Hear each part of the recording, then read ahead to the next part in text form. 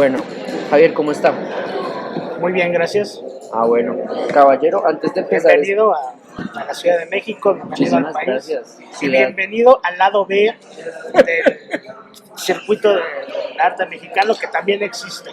me encanta además como que siempre es una oportunidad poder llegar a este tipo de encuentros, pues porque se reduce un poco la visión mediática, que digamos en el contexto colombiano circula muy bien en términos como de comunicados de prensa, Claro. diplomacia de galerías, ferias, comercio, pero que no da buena cuenta de los perfiles de los espacios, de los sectores, de la manera como los artistas de base, creo yo, sobre todo, pues como que entienden la manera de actuar en el campo artístico, cómo lo definen, cómo se definen en él y cómo en muchos casos en el proceso de definición crean tensiones que a mediano o largo plazo como que pueden plantear una lectura cercana a los procesos que se vivieron en cierto tiempo, cierto momento. De acuerdo. Entonces, respecto a eso que usted claramente menciona como ese lado B, quisiera entonces, porfa, que me dijera cómo entiende usted ese lado B a grandes rasgos para después concentrarnos en su trabajo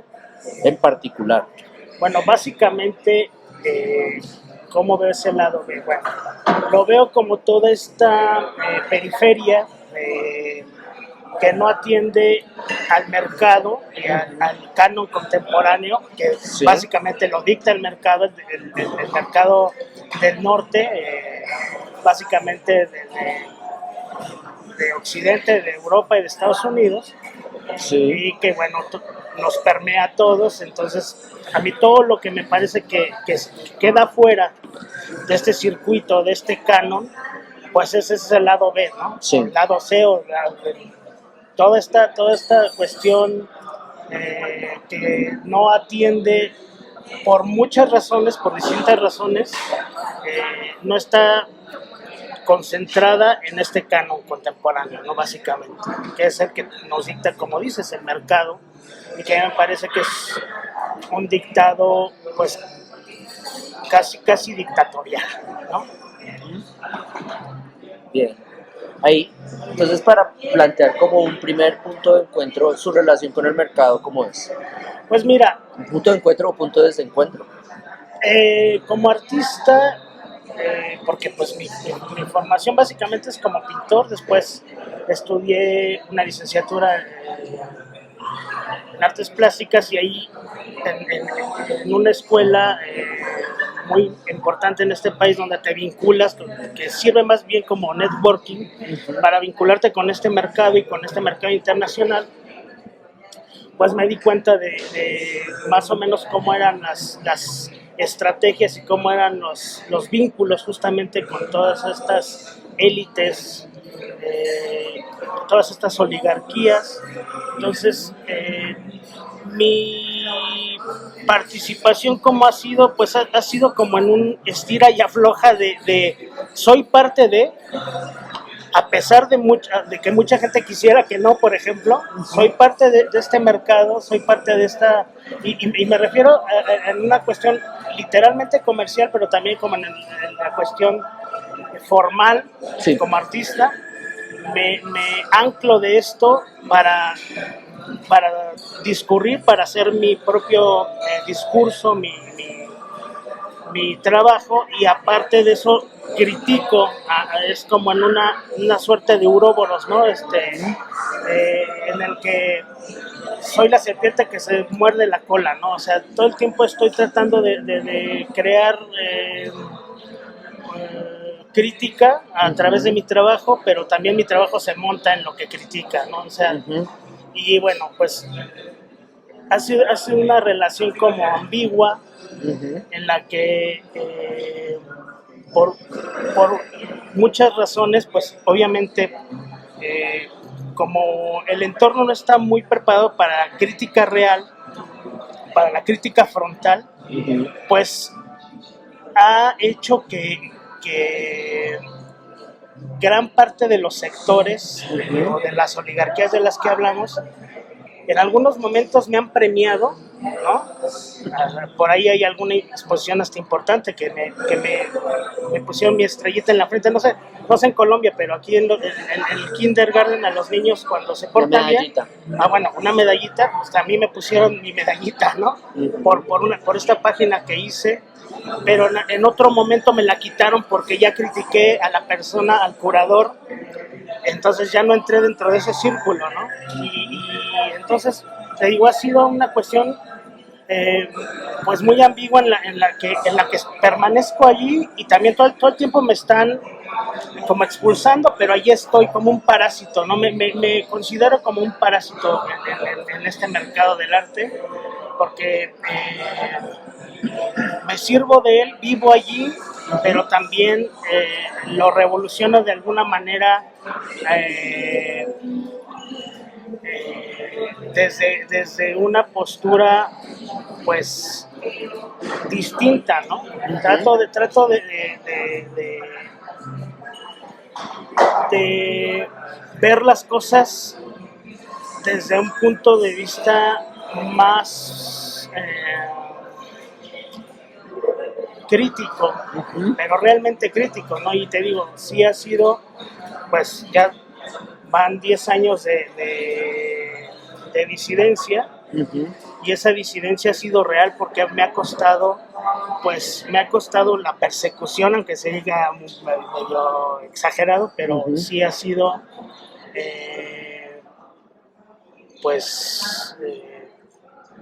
algo real, ¿no? Me han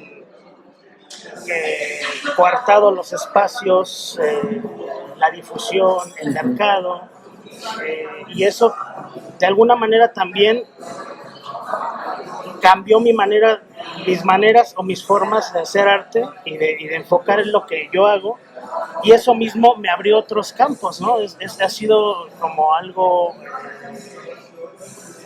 pues,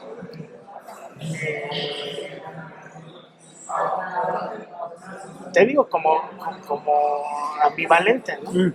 Ahí quería preguntarle porque, digamos, en nuestro contexto el mercado no opera solamente a nivel de ventas o de networking, sino también de visibilidad. Claro, por supuesto. Y precisamente cuando ya usted lo anunció, se tuvo una página por la cual le dieron una medallita, usted se insertó en una economía del afecto, de la velocidad, en el intercambio de la información, de la construcción de relatos, sobre todo para potenciarse como un sujeto visible dentro de un escenario, si le entiendo bien.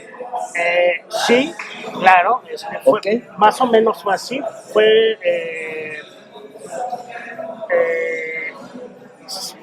no diría que fue, o sea, tuvo ese resultado, pero no originalmente fue planteado desde allí. No, o sea, fue una cuestión crítica hacia un grupo, principalmente hacia un grupo y hacia un modelo que y hoy más, eso empezó hace 10 años que ya era muy fuerte, pero ahora más con todo el respaldo presidencial, que era el grupo de Kurimansuto. Ahí empezó esta crítica, sobre todo al modelo, no una cuestión personal, sí a este modelo, que es el que persigue todo el mercado mexicano. Por ejemplo, todas las galerías mexicanas son un remedo de Kurimansuto, y los artistas de estas galerías son un remedo de los artistas de Kurimansuto. Entonces, lo que hicimos es justamente crear una antigalería, ¿no? Con artistas ficticios, con obra ficticia que asemejaba y de una manera crítica, irónica, ¿no?, a estos artistas. Y bueno, eso le gustó a los antagonistas locales, o a un antagonista local que se llama Cuauhtémoc Medina, que en su momento fue un antagonista, hoy ya no. En su momento él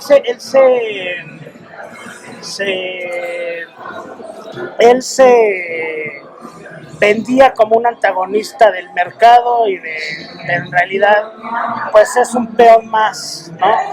Y lo vemos hoy por ejemplo, el museo donde él es curador en jefe,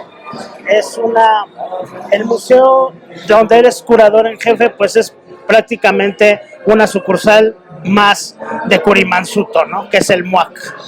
Entonces, en su momento, él premió de alguna manera mi valentía, mi arrojo hacia esta cruzada, pero después él mismo me coartó mi desarrollo por criticar su trabajo como curador en el MUAC. Algo muy chistoso, ¿no? Y hay hasta una anécdota en la que me dijo, pues tienes que formar parte de un grupo, ¿no? No te puedes dar un balazo en el pie. Y le dije, pues ya me lo di, ¿no? Porque prefiero mi libertad de expresión. Te cuento esto porque la disidencia es real, ¿no? La disidencia me ha costado hambres, me ha costado, pues sí, el desprecio, el confinamiento. Y a pesar de esto, como artista me he seguido desarrollando, te digo, a la par. Esta ligera persecución o este boicot me ha hecho crear estrategias, y aparte de eso, también hay un coleccionismo que a pesar de que el mercado, por ejemplo, de las galerías y de las ferias me cerró por completo sus puertas, el mismo coleccionismo que les compra a ellos me compra a mí de repente, ¿no? Entonces, o sea, sí se cerró, o ellos pensaron que me iban a cerrar la llave totalmente, pero afortunadamente mi trabajo y las estrategias que creé a partir de este boicot pues han surtido efecto, ¿no? Y me han dado la oportunidad de seguir teniendo una posición firme y un discurso, no sé si sea realmente o totalmente disidente o revolucionario ni nada, pero es mi discurso, ¿no? Uh-huh. Y no han podido, hasta el momento no me han podido callar. El hecho de que estemos hablando tú y yo es que ahí está, ¿no? Ahí está. Fue muy importante la publicación del libro con Mariana, porque eso nos dio, pues, de alguna manera, el que se haya publicado y que haya sido por una universidad importante de México, pues nos dio esa, de alguna manera legitimó, o lo puso, como dices, en la historia, ese momento, ¿no? Ahí quisiera entonces, porfa, que nos diera como un panorama. Digamos, la página ya está Kurisambuto, y básicamente había como un juego un interjuego, de hecho es como un juego de varios niveles respecto a los nombres atribuidos, juegos de palabras que hacían burla también como de las estrategias de los artistas, claro. del facilismo de ciertas fórmulas, o de incluso de la continuidad de ciertos modelos que antes parecían de ruptura, pero después ya se convirtieron como en el canon. Exactamente. Ahora, usted habla de este libro, ¿con quién lo publicó? ¿En qué año? ¿Y esto de la universidad cómo se dio? Bueno, mira, primero te voy a platicar de las páginas, porque el libro pues habla básicamente de las páginas, o sea, la publicación. ¿Es un compilatorio de páginas? El libro es una publicación que habla sobre internet, y hay un capítulo, son 4 capítulos, y uno habla sobre la crítica de arte en internet, y ese capítulo habla sobre Graviel Orozco y sobre Kurisambuto, que son las 2 páginas que originalmente fueron en Facebook. Primero fue Graviel Orozco, en una cantina muy similar a esta, estaba con una los lugares amiga, donde fluye la creatividad. Exactamente, estaba con una amiga, y que, por cierto, en ese momento era parte de la galería donde estaba yo, y me dijo, ¿sabes qué? Ya cállate, cabrón, no puedes darle patadas al pesebre, porque todo el tiempo estás de crítico. ¿Por qué no te creas un personaje falso para darle salida a esa crítica que traes, ¿no? Y dije, bueno, está bien, y en la noche... O sea, una estrategia. Nació el perfil de Facebook de Graviel Orozco, ¿no? Que cambié la letra ¿no? Las imágenes, ¿cómo las manejaba? ¿Alteraba también? Lo que empecé a hacer es que vi en Google, en imágenes random, ninguna que tuviera que ver algo con algo artístico, todas de catálogos, obra similar, no solo a la de Gabriel Orozco, sino a las obras contemporáneas, y las empecé a dotar de textos que tenían similitud con la crítica de arte, ¿no? Con la apología de arte, como te digo, y algunos los traducía al inglés con Google, ¿no? Entonces se hacían más, se encriptaban más, ¿no? Y daban cierta forma como mística del arte contemporáneo, que es un poco lo que ven del arte contemporáneo, es esta sensación de intelectualidad, ¿no? Esta encriptación que lo que hace es hacer pensar a la víctima o al coleccionista o al público que están siendo parte de una broma que muy pocos entienden, ¿no? Bueno, entonces esto lo llevé, empecé a publicar imágenes y comentarios que decía Gabriel Orozco, pero lo que no llegué a pensar es que me empezaron a agregar de una manera absurda todos los artistas o muchos de los artistas o mexicanos, curadores y toda esta fauna periférica que los enaltece, ¿no? Y me empezaron a mandar, te estoy hablando que todo este fenómeno sucedió en 3 meses. Ok, o sea, Gabriel Orozco duró 3 meses. Duró 3 meses. ¿Por qué? Porque la página de Curi Mansuto la bajó. Ok, lo denunciaron por suplantación de identidad. Pero qué chistoso, porque obviamente no le hicieron caso, pero llegó hasta tal punto la confusión, porque todos pensaban que era realmente Gabriel Orozco, que estaba haciendo el chistoso. Momento. Es decir, como que los que ya se sabían el chiste decían, me le pego a ese hype, a esa corriente. Sí, claro. Para congraciarme con él también. Sí, porque muchos sí dudaban que fuera. A mí me parecía que era obvio que no era. Pero la mayoría, bueno, había hasta familiares de él ahí, ¿no? Me mandaron mail sus exnovias, cosas así, chistoso, ¿no? Okay. O sea, la cosa es que logró la confusión tal que hubo un comunicado de Curi Mansuto diciendo la página de Gabriel Orozco no es Gabriel Orozco. Real, sí, claro, está ahí, está okay. Claro, está documentado. Todo esto que te digo está documentado. Acto seguido, alguien les dijo, pues, banéala por suplantación de identidad, inmediatamente la banearon, ¿no? Pero lo más importante es que todas estas imágenes que yo colgué en Facebook, las validaron muchos artistas y curadores, ¿sí me entiendes? O sea, ellos, al darles el like o al comentarlas, estaban automáticamente convirtiéndolas en obras contemporáneas, ¿no?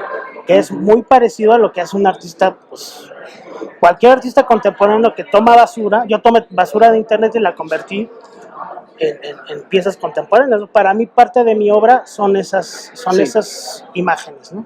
Que sería todo ese proceso de recolección, de intervención, de puesta en circulación. O sea, cumplió con todo. Relational aesthetics, lo que tú me digas. Le faltó venderla. Le faltó venderla, exactamente.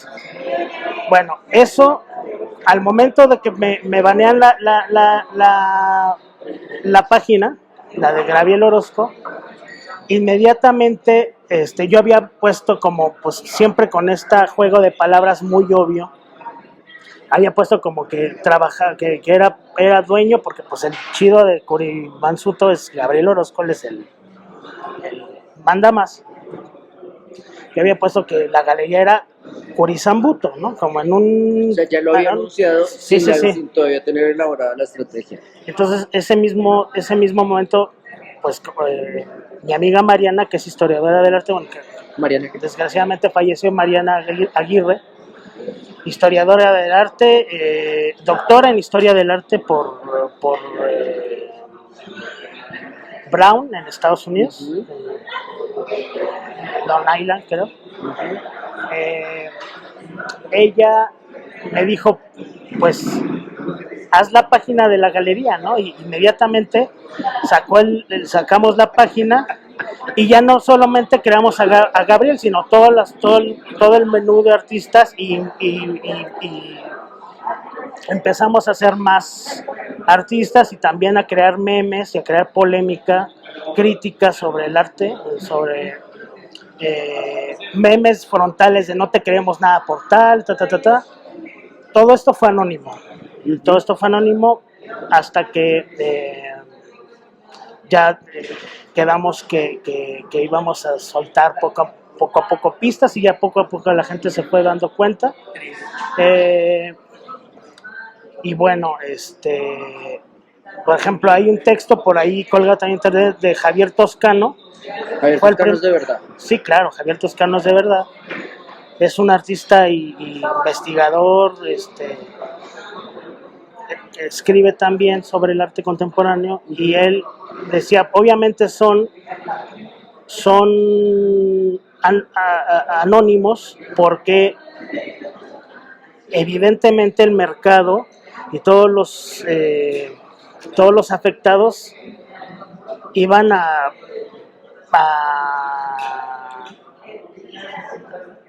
fregarlos, pues, ¿no? A darles con todo.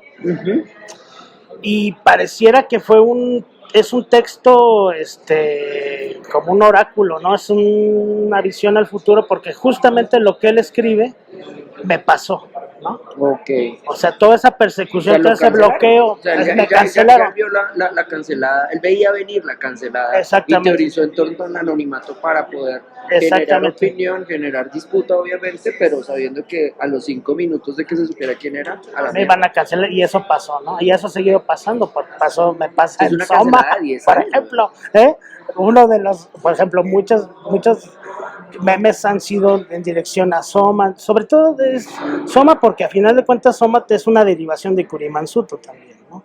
Es todo este poder, por ejemplo, hay actores que en su momento también me quisieron hacer caer, me invitaron y todo, que unos que se llamaban Bikini Wax, que creo que todavía existen, y que a final de cuentas es también una sucursalita de Kurimansuto, los financian ellos, pues, ¿no? Entonces es como un monopolio. Y sí me metí con los intereses, vamos a decirlo así, o sea, me metí con los intereses, en el arte todo es una cuestión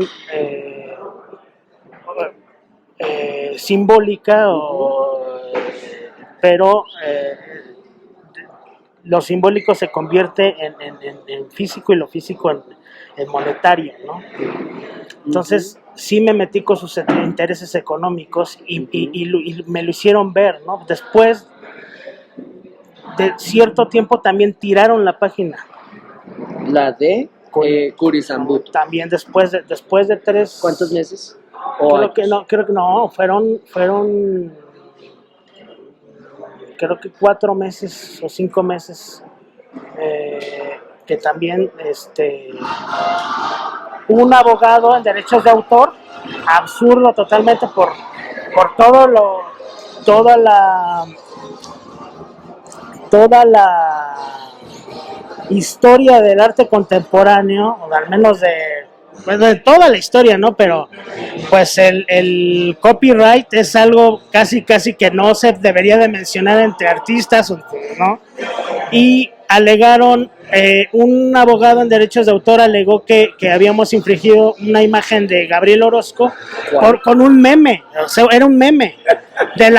Era un meme que hizo, por cierto, Mariana. La obra de Gabriel Orozco es un meme. Exactamente. O sea, las tapas de yogur, las naranjas, las fotos de la... El apropiacionismo, la apropiación en el arte contemporáneo es casi su marca registrada, ¿no? Entonces era muy absurdo que ya había hecho, por ejemplo, una página en Wix donde habíamos subido todos los artistas y era una página que ya no era de Facebook, sino ya era una página que parecía realmente de una galería con todas estas imágenes, y te lo juro que era una página de una galería. O sea alguien blanco, sí, exactamente. Esa como misteriosa, como esa la bajaron, minimalista. La bajaron alegando derechos de autor por los artistas cuando ninguna era obra de algún artista, eran solamente imágenes de las que te estoy platicando, de catálogos, de inventario de algún lugar, ninguna era una obra, ¿no? Es decir, ahí si se tratara de verdadera denuncia, el fotógrafo que fue contratado para eso, exactamente, saltar, exactamente, pero no saltaron. No, para nada. Fue este abogado de derechos de autor. Que se supone que directamente no fueron ellos, pero este abogado está vinculado con ellos. Okay. ¿Sí me entiendes? O sea, es muy fácil. Los beneficiados y los únicos que podrían haber estado interesados en bajar la página eran ellos, ¿no? Okay. Exacto. Ahí, Javier, quería preguntarle respecto a por ejemplo, lo que según lo que usted me dice del perfil de Mariana, ella era académica. Sí, claro. Y ¿cómo la cancelaron? Porque es muy fácil dentro de esta lógica de cancelación que las universidades se les cierren puertas por acusaciones fake para atacarlo por este lado. Mariana no la cancelaron, tuvo mejor suerte porque Mariana nunca estuvo enfocada en el arte contemporáneo. Ella estaba más enfocada su trabajo iba más en la investigación del arte de Giorgio Morandi, creo, y hace investigación sobre historia del arte, pero para ya no estaba pateando el pesebre. Exactamente, ¿no? Y obviamente sí tuvo renuencia, pero no sí tuvo cierta renuencia, y siempre como que hubo episodios hasta en los que una artista le jaló el pelo, cosas así, o sea, sí nos llega. Por ejemplo, a mí en alguna fiesta después de una feria de arte me llegaron a querer golpear o cosas así, ¿no? Y lo más chistoso es que eran gente que no eran bueno, en ese momento yo no sabía, por ejemplo, los de Bikini Wax, yo no sabía que estaban patrocinados por Kurimansuto, ¿no? Pero sí, ya después me di cuenta que sí, ¿no? Entonces, sí hubo muchos momentos hasta donde hubo una cuestión física, ¿no? De persecución, de acusación, y ella, bueno, te digo, ella era académica y no peligró mucho realmente de donde ella estaba trabajando, nunca, pero afortunadamente su rango de académica fue lo que le permitió que escribiéramos esta participación sobre crítica de arte en este libro, y que lo publicara la Universidad Iberoamericana. ¿Cómo se llama el libro? Pensar Internet. Pensar Internet. Y el capítulo que te digo se llama La crítica de arte en la era de las redes sociales. Okay. Y este libro, ya tiene como una base teórica, hay respaldo académico. ¿Cómo circula? Bueno, ella básicamente habla de las dos páginas que básicamente hice yo con participación de ella. ¿Una cronología de eso? Más o menos es una cronología de lo que pasó y también de los intereses que tocó, ¿no? Es muy importante porque sí ubica muy pertinentemente un momento histórico, ¿no? Y la pertinencia y la incidencia que tuvo la página, ¿no? Después de esta página empezaron a crear muchas páginas sobre esto. O sea, generaron ya una serie de seguidores. Claro, por supuesto. Pero y también no seguidores de mimics. De reverberancia, ¿no? Y una de esas reverberancias, con todo respeto, fue el blog de crítica de Soma, que no funcionó. No funcionó. A mí me parece que no funcionó porque nunca se ha incentivado realmente la crítica. Obviamente la crítica de Kurisambuto se invalidó mucho, y en muchos coloquios y todo se hablaba de Kurisambuto sin decir el nombre, pero siempre fue por supuesto, y siempre se hablaba para decir no es la manera de.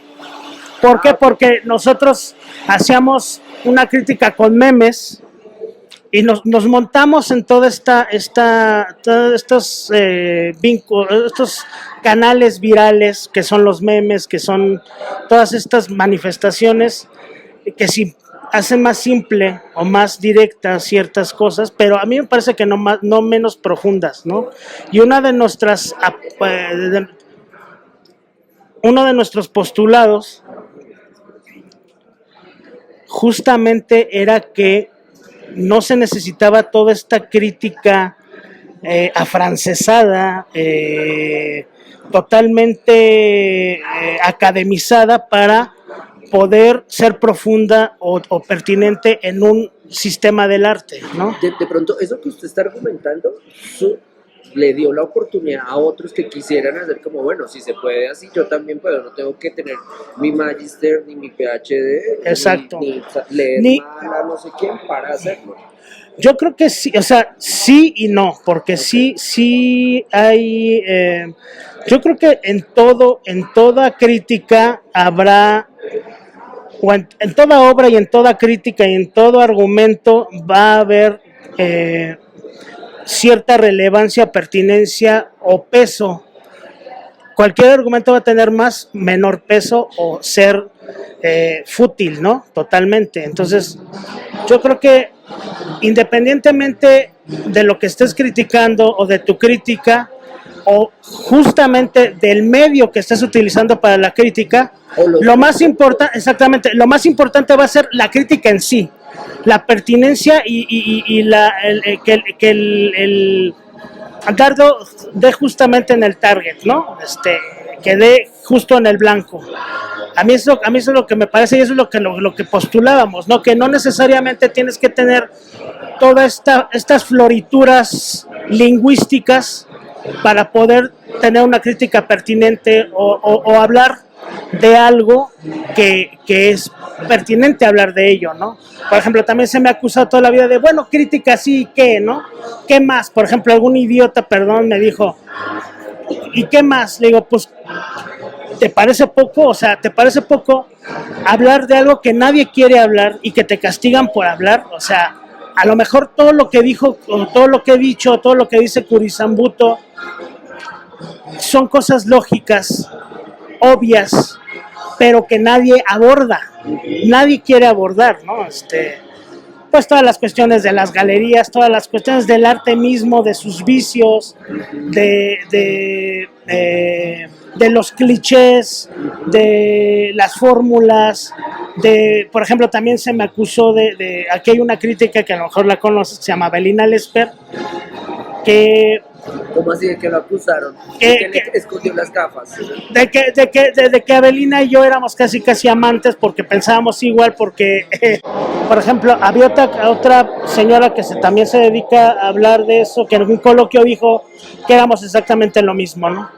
Pero básicamente por decir que hablo como de que el arte justamente contemporáneo es un fraude. Sí es un fraude en muchas de sus estructuras, pero no por lo que ella dice, no por una cuestión de maniqueístamente decir que es arte sí, que no es arte, no todo es arte, pero obviamente sí hay vicios, obviamente hay una, a mi parecer, hay un gran desgaste de ciertas fórmulas que, como dices, en su momento fueron transgresoras, fueron la punta de lanza, dijeron mucho, pero hoy día son simplemente fórmulas comerciales, que de hecho son, a mi parecer, la gran mayoría, ¿no? Y que la gran mayoría de los artistas, por ejemplo, se habla que de conceptuales no tienen nada porque lo que menos hay es concepto. Hay fórmulas formales que asemejan, fórmulas conceptuales.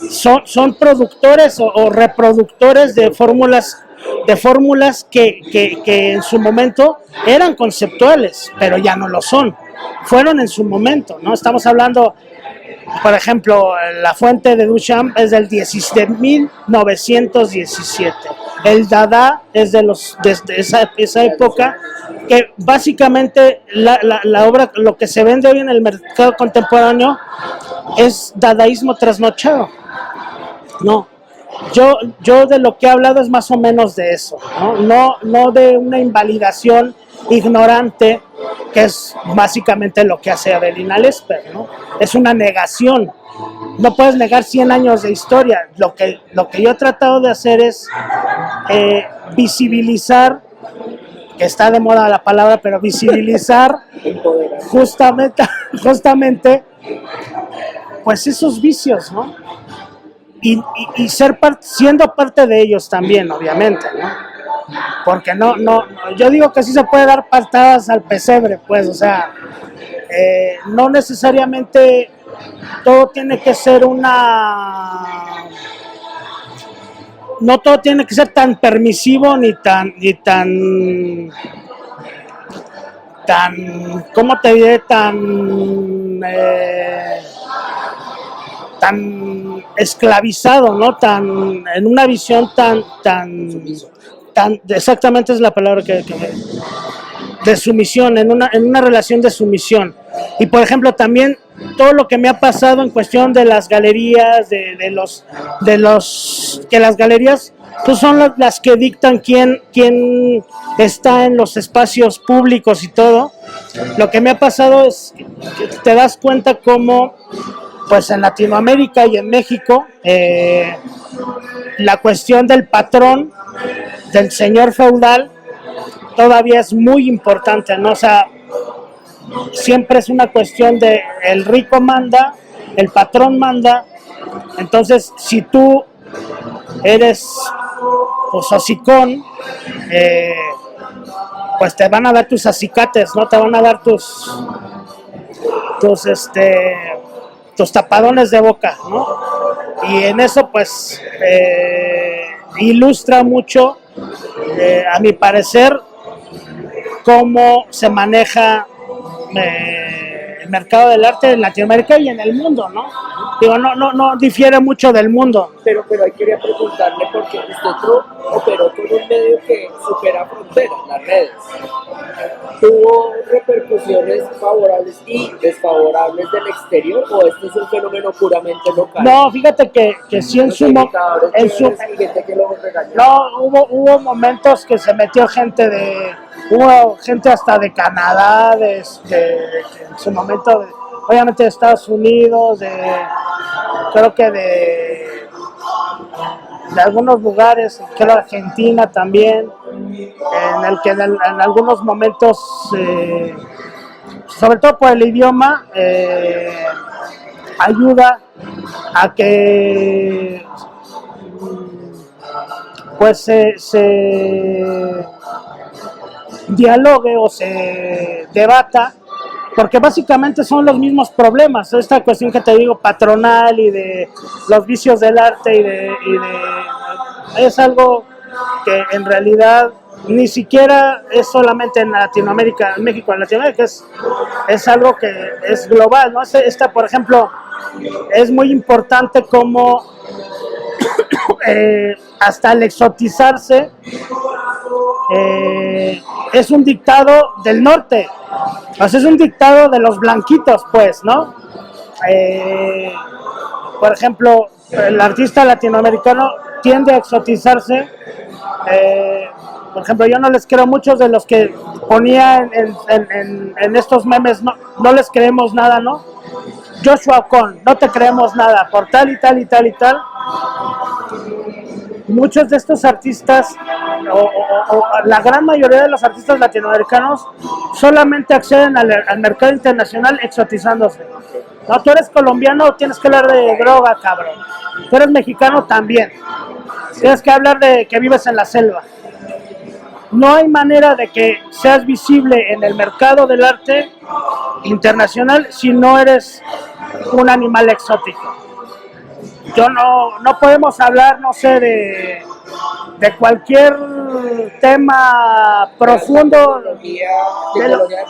Sí, ¿por qué? Porque no estás atendiendo al mercado ¿no? Básicamente. Sí. Pues todos esos temitas son los que a mí me parecen pues pertinente hablar de ellos, ¿no? A mí me gusta hablar de ellos. No sé si tan pertinente, no estoy diciendo que esté hablando, te digo, de algo y que no se haya hablado, ¿no? Sí, sí, sí.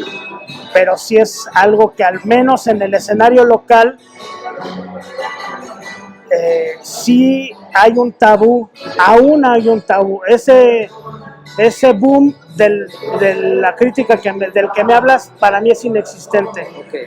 Tienen 10 años quejándose de que no hay crítica de arte en México, pero nadie hace crítica de arte en México. ¿Sí me entiendes? O sea, hay coloquios alrededor de que no hay crítica, de que no hay crítica, pero no hay crítica, ¿sí me entiendes? Solamente hay... Son coloquios que constatan la verdad.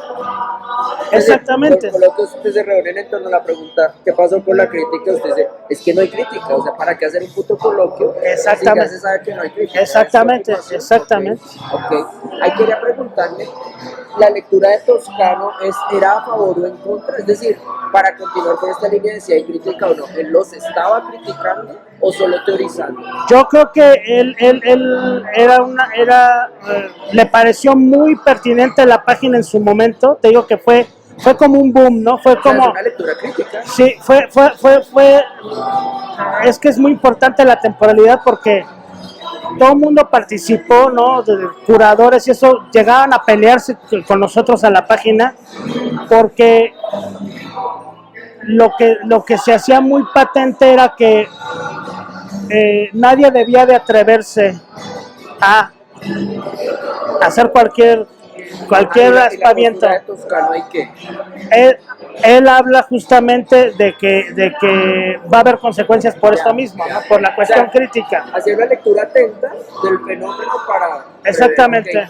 Ahí han tenido otros lectores como Toscano en otros escenarios. Mira, hay al menos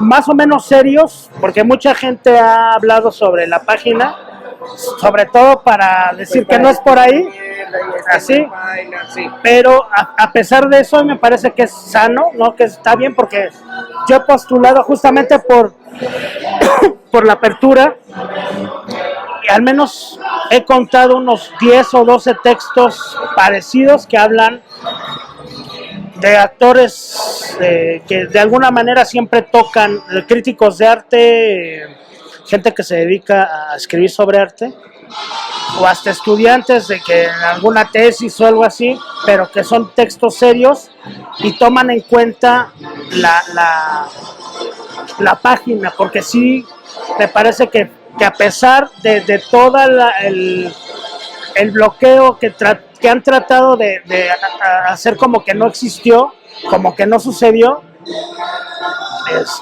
a pesar de todo eso, ya quedó registro y hay documentos, ¿no? sobre, te digo, el más importante es el libro, pero hay varios textos de gente que, te digo, de alguna manera toman siempre como referencia que algo pasó, ¿sí me entiendes?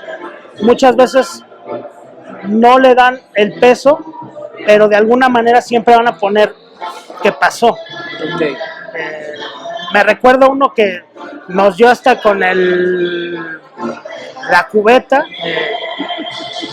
que se llama, que se dedica, que es derechista, que se llama Eduardo Egea, que es, sobre todo su crítica siempre es como un corte de derecha, y él criticó, justamente hace referencia, me ha criticado otras cosas, ¿no? Pero hace poco hizo referencia justamente a la crítica,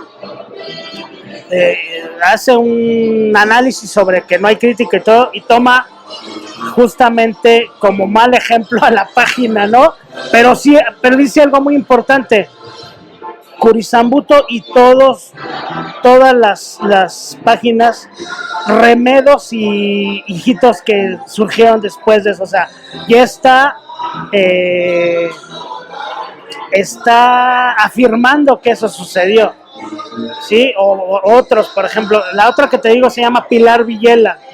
Ella también en un coloquio habla sobre Curisambuto, también Eduardo Abaró en algún momento habló, pero siempre lo han tocado, la mayoría se han preocupado por nunca decir el nombre.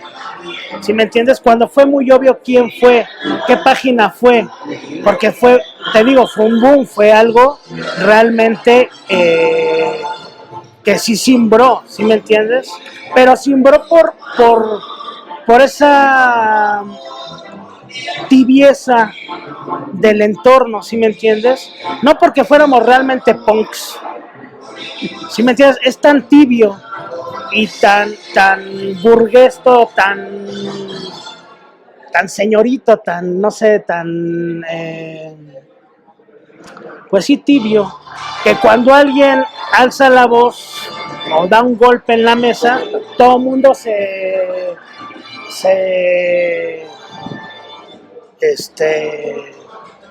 espanta, ¿no? Pero se espanta y se enoja, ¿no? Porque como quien, sobre todo, por ejemplo, muchas actitudes, por ejemplo, una de ellas, no me acuerdo mucho de esta señora cubana, es una curadora aquí en México importante,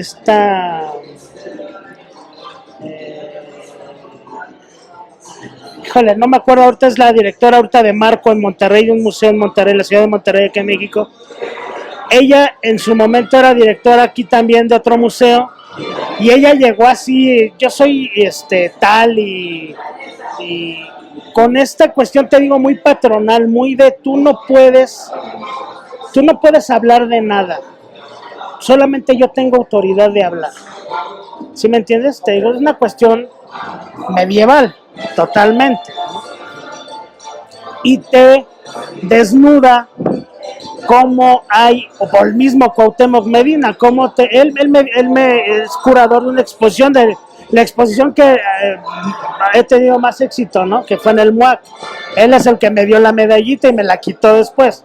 O sea, todos estos personajes, que por cierto es muy amigo de esta señora, todos estos personajes te hacen ver cómo la cuestión, no sé si se maneja el término, pero los caciques, los cacicazgos en México y en el arte son pues muy importantes, ¿no? Todo es una cuestión también como tributaria, si me entiendes, todo el tiempo no hay manera que accedas a becas, a visibilidad, a espacios, si no es una cuestión de tributo, ¿sí me entiendes? Tienes que siempre pertenecer a un grupo. Okay. Yo negué esa posibilidad y tengo 10 años sin exponer en un espacio público, para que me entiendas. Ok, Javier. Yo no tengo nada más que preguntar, fue como súper pertinente. Muchas gracias. A ti. Vale, hombre. Bueno, pues vamos tomando la cervecita.